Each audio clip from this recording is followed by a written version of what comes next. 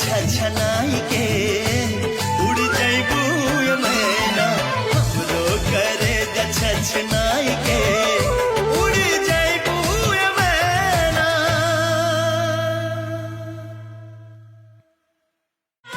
हो बदलल बाबता दीवानवा के मौसम दुनिया लागे हसीन हो रहिया चलीले तो हमके बुझाला चलत जैसे जमीन हो। आज बारू तू असरा धरा के एक दिन हो जइबू दूर हो शीशा के जैसे दिल बेचारा हो जाई चकना चूर हो। हमरो करे छछनाई के उड़ जइबू ये मैना हमरो करे छछनाई के उड़ जइबू ये मैना।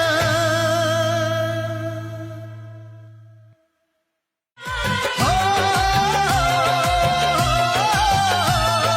बदलल बाबता दीवानवा के मौसम दुनिया लागे हसीन हो रहिया चलीले तो हमके बुझाला चलत जैसे जमीन हो। आज बारू तू असरा धरा के एक दिन हो जइबू दूर हो शीशा के जैसे दिल बेचारा हो जाई चकना चूर हो। हमरो करे छछनाई के उड़ जइबू ये मैना हमरो करे छछनाई के उड़ जइबू ये मैना।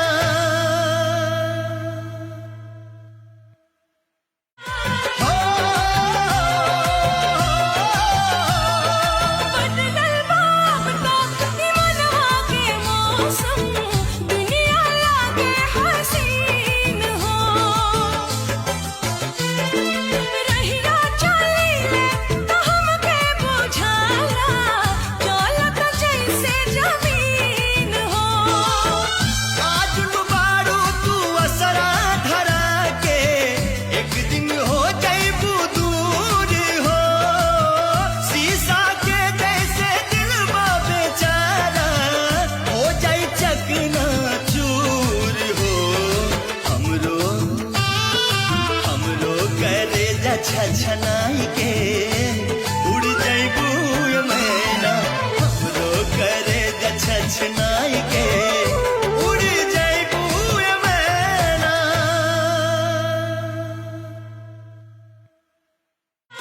हो बदलल बाबता दीवानवा के मौसम दुनिया लागे हसीन हो रहिया चलीले तो हमके बुझाला चलत जैसे जमीन हो।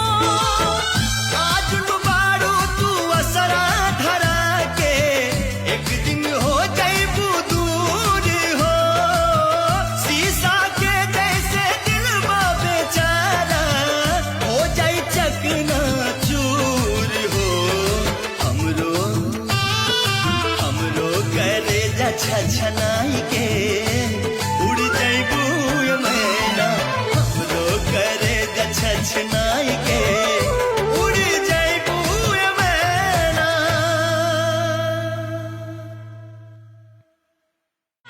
हो बदलल बाबता दीवानवा के मौसम दुनिया लागे हसीन हो